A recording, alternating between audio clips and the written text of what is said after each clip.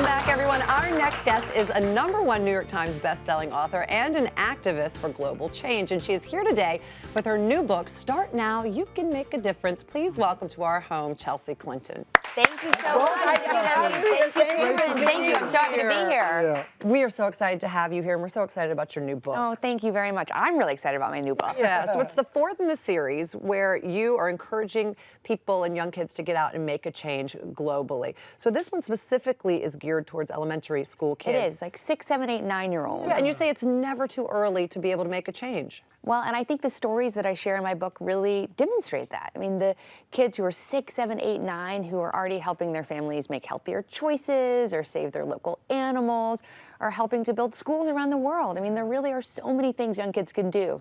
Yeah, I mean, it's amazing also. One of the things I love about the book is that you use really simple illustrations to help people, to help kids understand complicated subjects, which I think is very, very helpful. And there's some phenomenal stories in the book of kids doing really big things. Tell us about Katie's Krops. Well, So first, cute. I have to say thank you for calling out Siobhan, who is the illustrator. Yeah, she did a great job. She did a great job. I deserve no credit for that. I have negative artistic talent. Okay, negative. all right. I'm in awe of all the crafts you do here and aspire to even like an iota of that.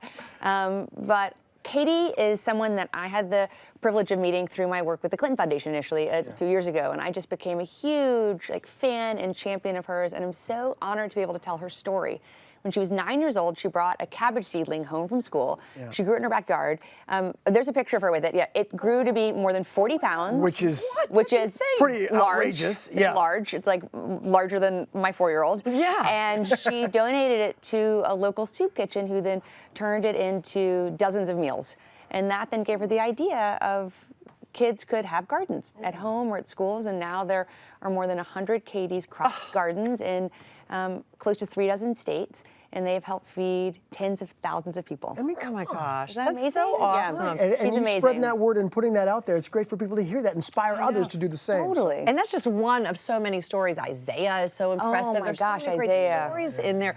So this is not anything that's new to you. You grew up doing this. You grew up at a very young age, started volunteering your time and really being proactive. How did your parents inspire you to want to get involved? Well, I'm really lucky that my parents, my grandparents, and my teachers all really expected me to be engaged. And so they then helped me find opportunities to do that, whether that was volunteering at our church soup kitchen or recycling at our school, or my grandmother every year giving me for Christmas memberships to like an organization I was really passionate about that year, like the World Wildlife Fund or trying to save the elephants. Yeah. I was really lucky that the adults in my life really supported but expected me to make whatever difference I could, even from a young age. But they were good examples too. Yeah, they were good because examples. they did it themselves. Therefore, it was much easier for you to follow in the Absolutely. footsteps. And look what can happen when you have that influence on children. Now, you're the mother of 2 young children yourself, and so what are some of the ways? I mean, I know that they're a little bit younger than maybe elementary school, but They're the same age as Alexandra. yeah, okay, there you go.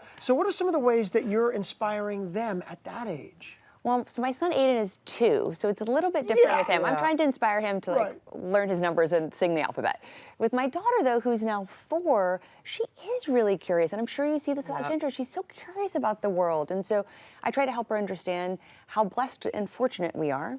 And I talked to her about her great-grandmother saying that those of us who are blessed have a responsibility to expand our circle of blessings. Yep. And so we talk about that, and I say, right now, it's your responsibility to be kind. Yep. And to help support others. And then as you get older, there'll be more things for you to do. So right now, we really focus on kindness. Yeah. You know what? I do the same thing. And it's super important because they're in preschool now, and that's what they know. And I always say kindness is the #1 thing you can share with the world. You have to be kind. And we talk about kindness and bravery. Because part of being brave is also being kind. If you see something that's wrong, if you see a kid who's like taking a toy from another kid, or you see someone who's being made fun of, you have to be brave to be kind and to stand up and say, that's not okay, that's wrong. And it's a pebble in a pond because it creates a ripple effect, and then the rest of the kids do it too. I want to tell you something. This was completely by chance. Totally by chance. So last night, my daughter's 4, I do the same thing. I read with her every single night, and she gets to choose the books. So it's okay, choose the books. Her godmother is in town from New York, and so I let her godmother read the books. I have a little special time. She goes over to choose the books. You won't believe what book she chose. Would you like to take a look? Take a look at this. Ready? But why can't I see her feet? Because the author didn't want you to see them. Let's see, do they have feet? Okay. Oh, you're right, Alexandra. They don't have feet. The head of NASA once noted that we wouldn't have to put a man on the moon. They don't have feet. But they do. It's just the way the author did it. An author can do whatever they want in their own book. The author can do whatever she wants. Well, She persisted, yes. and that is your You know, I hoped it would spark all sorts of conversations. I didn't know that it would spark that conversation. But it's getting her engaged. Like you're looking at Absolutely. Margaret Chase Smith, the first woman to serve in the House and the I think Senate. it's So, great. you know, maybe later she'll learn about how she helped the rose become our national flower, or she was a great supporter of NASA. But for now, if she wants to focus on She was feet, obsessed with it. that's She was- okay too. We read the story about Oprah, about the first Supreme Court justice, I think the it's female. amazing. She was so impressed with this book. And then we came here today. I said, "Oh my goodness, Chelsea wrote that book, and Alexandra chose that." What are the odds of that? You're there making you a go. change You're with making a each change. child, whether you And know you it know, or not. maybe we start with feet and then we move on to justice, right? Kind of however we put one to the Exactly. other. You're You're making gonna a learn difference about out there it. for sure. We also want to talk about how you start each chapter in your newest book, in this book, with, help me out with this, it's the Start Now initiative. Each So suggestion. The suggestions. there you So go. you know, every chapter ends with Start Now suggestions of tangible things that kids can do, because kids do want to feel empowered. And so maybe it is just talking to their parents about kind of the alphabet soup vitamins on the back of a cereal box and kind of what those mean, and maybe they need more of one than the other, or maybe it is helping their families recycle. And you asked earlier about how I engage my kids. I guess it is the one way that I really do engage my son, who's 2, is that he can carry out now a box to the recycling bin. He does feel very excited to help mom. I don't think he for quite you. knows what recycling is, but at least he's helping and being engaged. So Absolutely. it does Empowering, for sure. end with kind of really simple but tangible things that kids can do. Yeah. for It you. is never too early never to too make early. a Never change, too early. ever. Thank you so much, Oh, Chelsea. thank you so much so for wonderful. having me. Congratulations Thank on you this so book, much. really. Thank you. Start Now is available at all major booksellers, and you can connect with Chelsea on all of her social media platforms.